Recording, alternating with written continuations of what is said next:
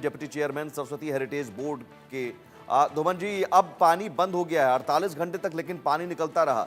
ये भी अपने आप में आश्चर्यजनक है और लोग कह रहे हैं कि सरस्वती नदी का ये पानी हो सकता है।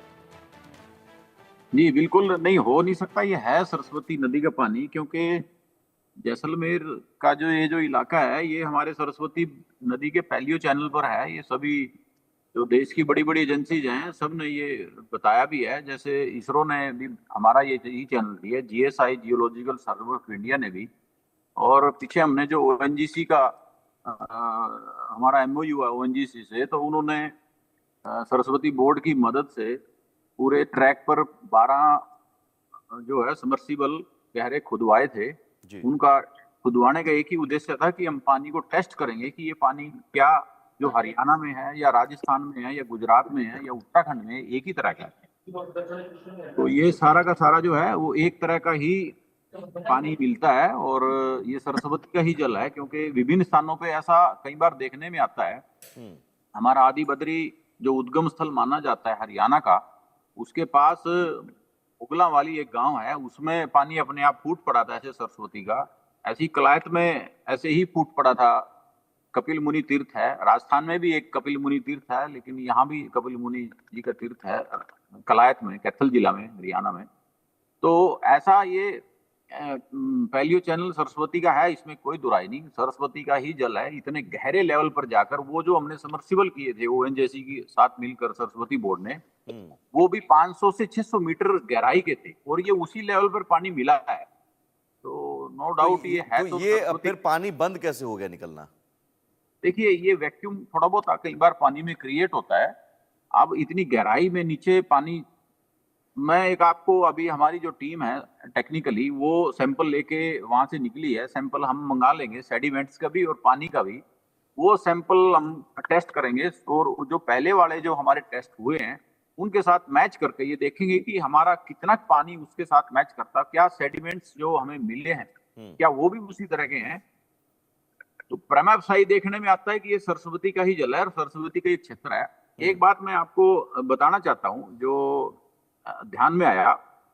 2022 में जब हरियाणा, पंजाब, हिमाचल में फ्लड आया था, आपने ध्यान किया हो, इतना बुरा फ्लड था कि माना यह जाता कि 75 के बाद ये फ्लड आया होगा। वो जो पानी हरियाणा में आया, हरियाणा का सारा पानी सरस्वती लेकर इस क्षेत्र का, यमुनानगर का, आदि बद्री से ऊपर का क्षेत्र का, हिमाचल का, अंबाला का, पंचकुला का, कुछ चंडीगढ़ का, कुछ क्षेत्र पंजाब का, ये सारा का सारा पानी सरस्वती में आकर मिलता है। हरियाणा में जो सरस्वती इस वक्त बह रही है, जी। टांगरी के माध्यम, चौतंग के माध्यम से, टांगरी के माध्यम से, मारकंडा के माध्यम से, गग्गर के माध्यम से, ये 5-6 नदियां, बड़ी नदियां सरस्वती में ही आकर मिलती है हरियाणा में, बिफोर कैथल। हम्म। गग्गर जो आकर मिलती है कैथल में, सागरा गांव है पंजाब के बॉर्डर का, कैथल के बॉर्डर का, हरियाणा का।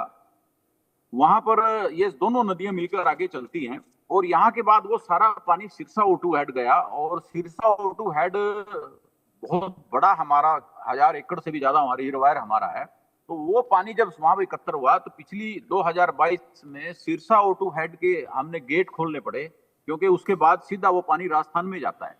हम्म। और उसका मैं आपको बता रहा हूँ, उसका जो रूट है वो आप इमेजिन नहीं कर सकते। उसका रूट, नेचुरल रूट जो है, कोई नदी नहीं खुदी हुई है राजस्थान में। जी। मैंने तो कई राजस्थान गवर्नमेंट को कई बार लिखा भी है। हालांकि अर्जुन राम मेघवाल जी और जल शक्ति मिनिस्टर पहले जो थे शेखावत जी बड़ी कोशिश भी कर रहे हैं। तो जो वो जो पानी गया, वो हनुमानगढ़, गंगानगर, अनूपगढ़ से होते हुए, जैसलमेर के क्षेत्र से होते हुए पाकिस्तान में गया। आज जिस क्षेत्र में पाकिस्तान में बहुत सूखा होता था, वहां आम तक के पेड़ लगे हुए हैं, अनार तक के पेड़ लगे हुए हैं। वो हम्म। पानी पाकिस्तान में गया, क्योंकि पाकिस्तान भी अनूपगढ़ के पास एक हेड बना हुआ है, उसको भी नहीं वहां रोक पाए। वो नेचुरल फ्लो था सरस्वती का।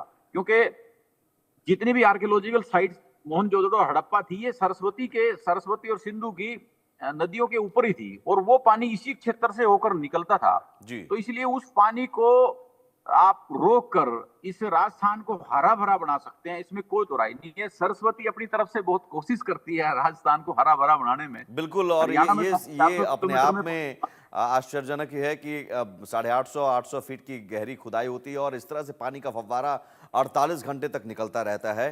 प्रशांत भी हमारे साथ जुड़े हुए हैं, संवाददाता प्रशांत, अपडेट क्या है अभी? जी, बिल्कुल देखिए, फ़िलहाल के लिए बड़ी अपडेट ये है कि अभी पानी निकलना बंद हो चुका है और अब जिस पर लगातार ये चर्चा का विषय बना हुआ है कि आखिरकार इतने प्रेशर के साथ ये पानी निकला कहाँ से? इसकी अब जाँच होना बाकी है। प्रशासनिक अधिकारी मौके पर मौजूद है और यहाँ से सैंपल लिए जा रहे हैं और ये जाँच करना बाकी है कि आखिर जो ये पानी है वो किस चीज़ का है और इतने प्रेशर के साथ जो पानी और उसके साथ गैस निकली है, वो किस चीज़ की है? तो इसकी पुष्टि होना अभी बाकी है और यही एक कहे कि जो संक्षिप्त का विषय बना हुआ है, अलग-अलग तरीके के जो है भ्रमक बने हुए हैं, इसकी पुष्टि होना ज़रूरी है कि जो ये पानी है, जो कहे कि ज़मीन फाड़कर एक तरीके से कहे कि इतने जलधारा के रूप में बाहर निकला कि 8 से 10 फीट ऊँचाई तक ये पानी बहता रहा और आसपास का क्षेत्र का नज़ारा ये था कि एक तालाब जैसा बन गया, लोगों को वहाँ से जो है वहाँ से दूर कर दिया गया। तो कहे कि अब इसकी पुष्टि होना बाकी है कि इतनी करीब तेज बहाव कितनी गैस के फीट साथ की कितनी फीट की खुदाई हुई थी तब जाकर ये पानी का फव्वारा निकला? क्योंकि 850 फीट का ये बताया जा रहा है ट्यूबवेल की खुदाई होनी थी। जी, बिल्कुल, बिल्कुल ठीक कहा आपने कि 850 मीटर तक कहे कि जो ये ट्यूबवेल की खुदाई है, तो कहे कि इतनी ये खुदाई हुई जब इस तरीके से ये पानी निकला तो जो बोरवेल मशीन थी, वो भी वहाँ से जो उसमें कार्मिक थे, जो काम कर रहे थे, वो वहाँ से दूर हुए और आसपास के लोग भी वहाँ पे दूर हुए क्योंकि वो इतना भयावह था और इतना तेज़ था कि 200 टन की जो बोरवेल की मशीन थी, वो ट्रक के साथ ज़मीन में समा गई। जी। तो ये अपने आप में हैरान करने वाले धूमन जी सवाल यही है कि एक ट्रक पूरा का ट्रक 200 टन का वो समा जाता है और फिर पानी बंद हो जाता है।